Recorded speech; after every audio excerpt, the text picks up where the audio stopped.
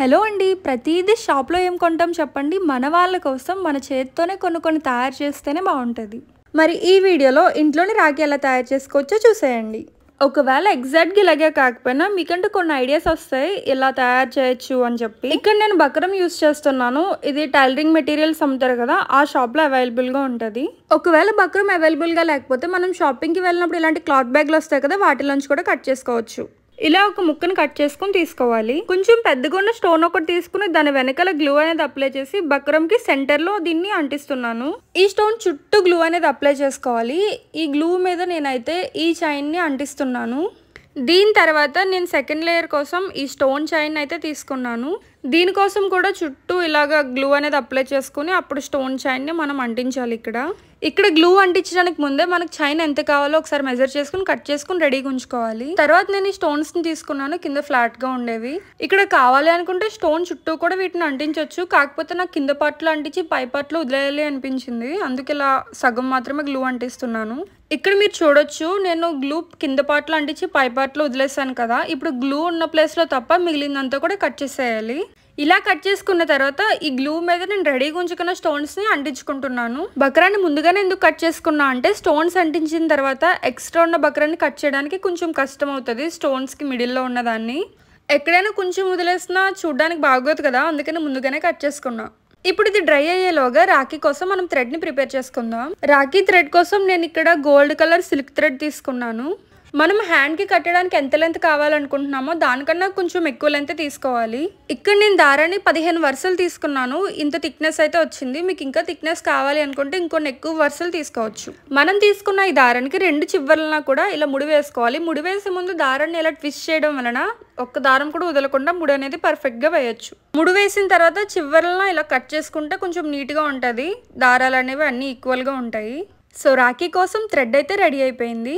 ఈలోగా ఇది డ్రై అయిపోయింది. దీన్ని వెనక వైపు తిప్పి సెంటర్లో గ్లూ అనేది అప్లై చేసుకోవాలి. ఇప్పుడు మనం తయారు చేసుకున్న థ్రెడ్ ఉంది కదా, దాన్ని 2 వైపులో కూడా సమానంగా ఉండేలాగా దీనికి అంటించుకోవాలి ఈ విధంగా. తర్వాత థ్రెడ్ పైన కూడా కొంచెం గ్లూ అనేది పెట్టాలి.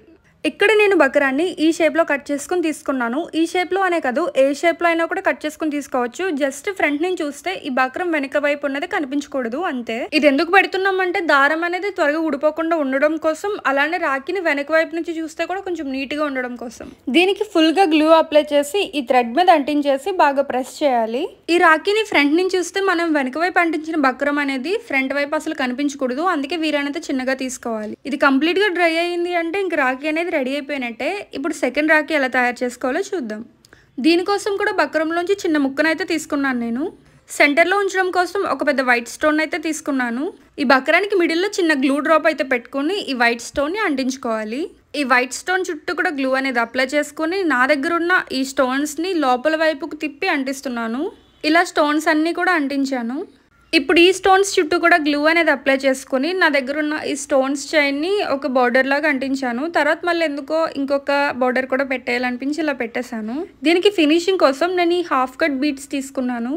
ఈ స్టోన్లో ఉన్న హాఫ్ మాత్రమే షీట్కి అంటుకుంటుంది, మిగిలింది బయటకు ఉంటుంది. దానికోసం నేను షీట్ని హాఫ్ సరిపోయేంత అలా ఉంచుకుని మిగిలింది కట్ చేసేస్తున్నాను. ఇలాగా స్టోన్స్కి మిడిల్లోంచి బక్రం కనిపించకూడదని ఇలా ముందుగానే కట్ చేసేసాను. ఇప్పుడు మిగిలిన బక్రం మీద ఫుల్గా గ్లూ అనేది అప్లై చేసి చుట్టూ దీని మీద స్టోన్స్తో ఫినిష్ చేశాను మొత్తం కూడా. నాకు అనిపించింది ఏంటి అంటే కింద ఫ్లాట్గా ఉన్న వాటితోనే ఫినిషింగ్ ఇవ్వడం బెస్ట్ అని. డైరెక్ట్గా ఫుల్ బీట్స్ తీసుకోవడం కన్నా ఇలా హాఫ్ కట్ బీట్స్ తీసుకోవడం వల్ల గ్రిప్ అనేది స్ట్రాంగ్గా ఉంటుంది. ఎందుకంటే కింద ఫ్లాట్గా ఉంటుంది కదా, దానివల్ల గ్రిప్ కొంచెం స్ట్రాంగ్గా ఉంటుంది. ఫినిషింగ్ ఇలా వచ్చింది. ఇది కంప్లీట్గా డ్రై అయిన తర్వాత సేమ్ ఫస్ట్ రాఖీకి ఎలా అయితే దారాన్ని తీసుకున్నామో అలాగే దీనికి కూడా 15 వరుసలు తీసుకోవాలి. బ్యాక్ సైడ్ గ్లూ అప్లై చేసి దీన్ని 2 పక్కల కూడా ఈక్వల్గా ఉండేలాగా అంటించుకోవాలి. ఇది రౌండ్ షేప్ కాబట్టి నేను రౌండ్ షేప్లో ఉన్న బక్రం ముక్కను ఒకటి తీసుకుని దీని మీద కొంచెం గ్లూ అప్లై చేసి థ్రెడ్ మీద అంటించి బాగా ప్రెస్ చేశాను. ఇలా సెకండ్ రాఖీ కూడా రెడీ అయిపోయింది. 2 డిజైన్స్ అనుకోకుండా తయారు చేసినవే, కానీ నాకు ఈ సెకండ్దే బాగా నచ్చింది. మీకు ఏది నచ్చిందో కింద కమెంట్ చేయండి. ఈ వీడియో నచ్చితే లైక్ చేయండి. ఇలాంటి మరెన్నో వీడియోస్ కోసం ఈ ఛానల్ని సబ్స్క్రైబ్ చేసుకోండి.